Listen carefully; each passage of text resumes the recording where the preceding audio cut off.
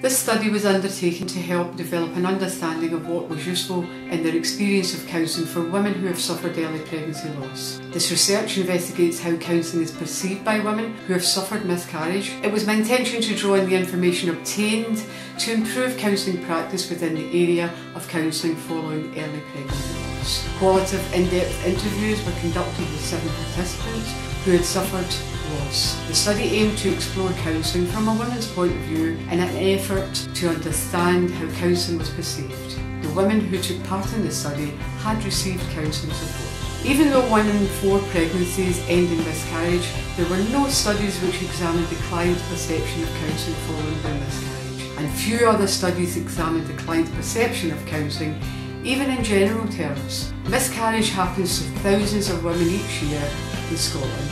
And in Scotland itself there were 5,635 miscarriages in 2005. The latest figures today, in 2009, or the most recent figures, show that there were 5,946 miscarriages in Scotland, a slight increase. There have been studies from the client's perspective which examine the client's perception of counselling, such as Lambert in 2004, and those studies which examine the client's experience of counselling, for instance Rogers in 2002.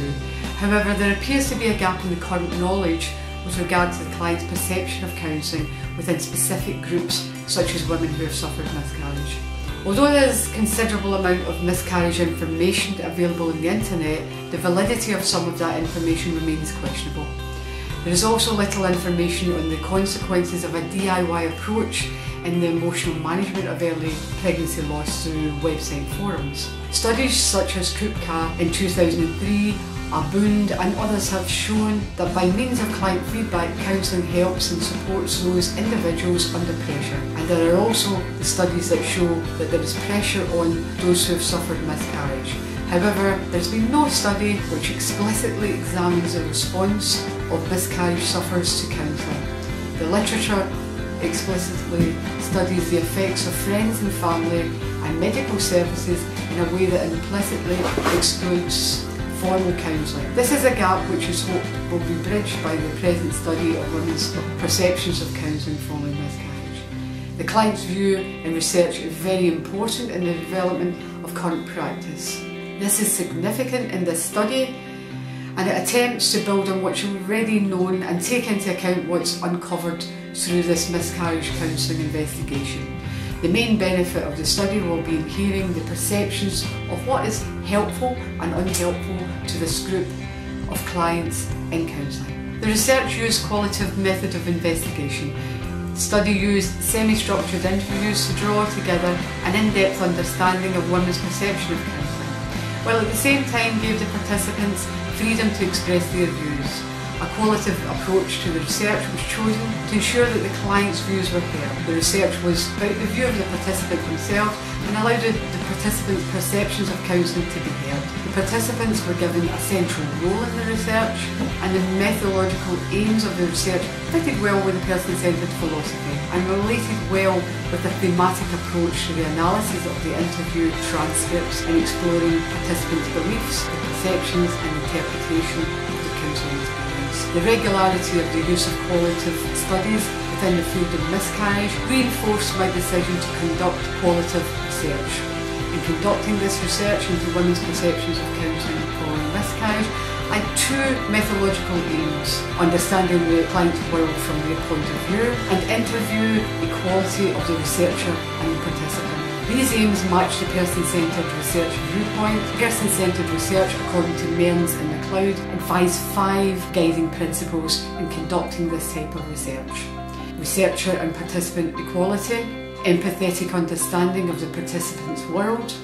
The research journey is understood as a process that's not outcome-based. The researcher is congruent with the participant. Study participants preferred counsellors to have genuine knowledge of miscarriage, which was more than just basic surface knowledge. These results showed that the majority of the clients appreciated more central points but were less aware of skills like listening and non-judgment in their counselling sessions. Conversely, these are points that are very important to counsellors during their practice. This spider diagram allows graphic representation of responses to a questionnaire across numerous variables. The diagram shows an analysis of the 7 interviews. A perfect agreement in all cases and across all categories would result in a symmetrical thick blue line around the outside of the diagram. That irregular result shapes requires some interpretation and explanation. Clarified issues. This is the highest rated and therefore touches on the outer edge of the diagram, as all participants agreed that counselling clarified the issues for them. This study shows that the need to clarify issues was an important factor. Participants are unclear and uncertain when they first begin counselling as to their own thoughts and feelings about their loss, as they clearly conflict with the ideas that others have. The client and counsellor relationship is one which offers the client support through the core conditions such as empathy and understanding, and score highly with acceptance closely behind. The significance of this is that within the other helping relationships, participants are not offered these conditions and noticeably state this during their interviews. Knowledge is rated at a 5. This is a high score, which identifies the client need to understand their loss in a way which helps them to accept what has happened to them, or in some cases give an explanation as to why the pregnancy has ended in this way.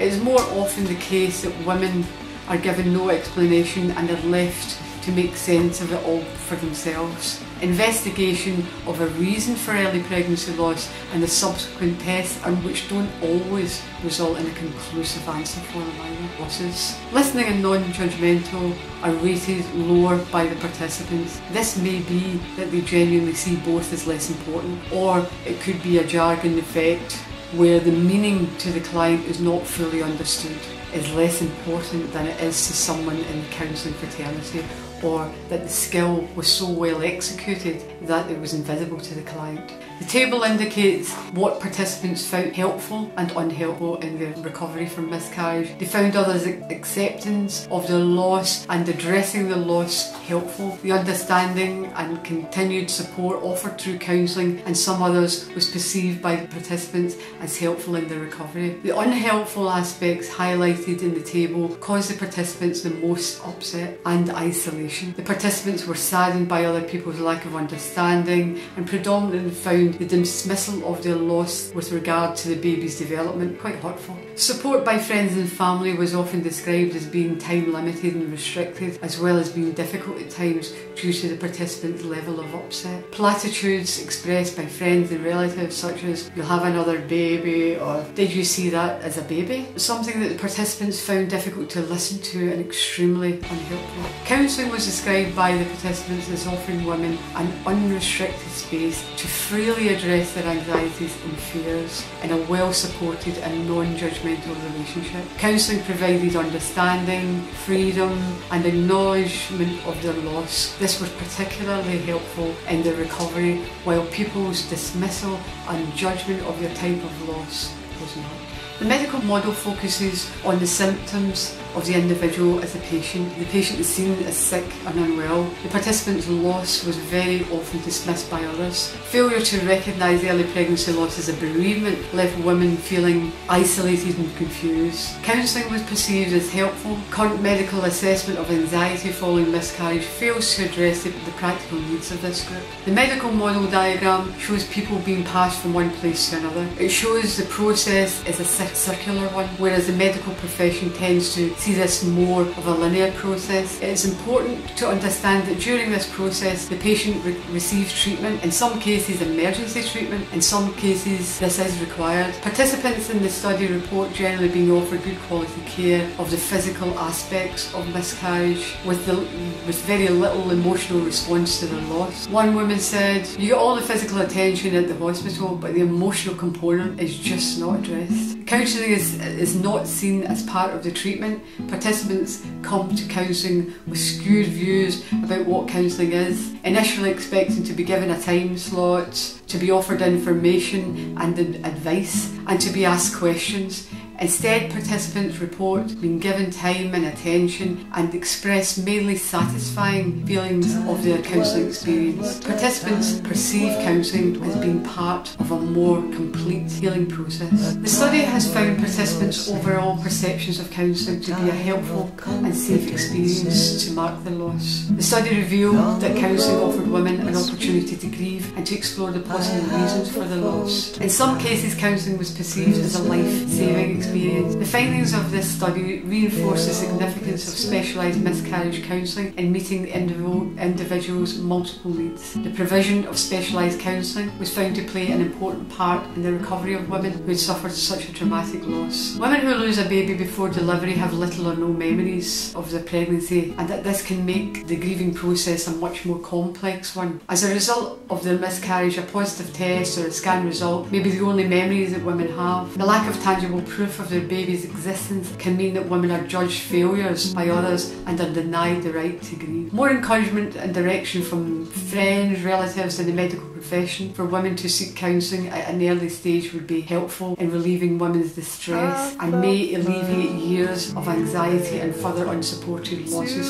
suffered by some women before finally attending counselling. As there are no debriefing arrangements in place, or as a patient questionnaire revealed, 30% of women who had suffered early pregnancy and loss are not offered any follow-up appointment or of any kind. In the study, participants perceived counselling as providing a safe place to freely explore their miscarriage experience alongside its related issues to meet the individual's needs. Counselling is not seen as neutral in its content by the participants. The commitment and contribution to the person through this helping relationship is seen by the participants in this study to play an important part in their recovery as individuals, and the efficiency of counselling and this research shows that counselling is perceived as enabling women to come to terms with their loss.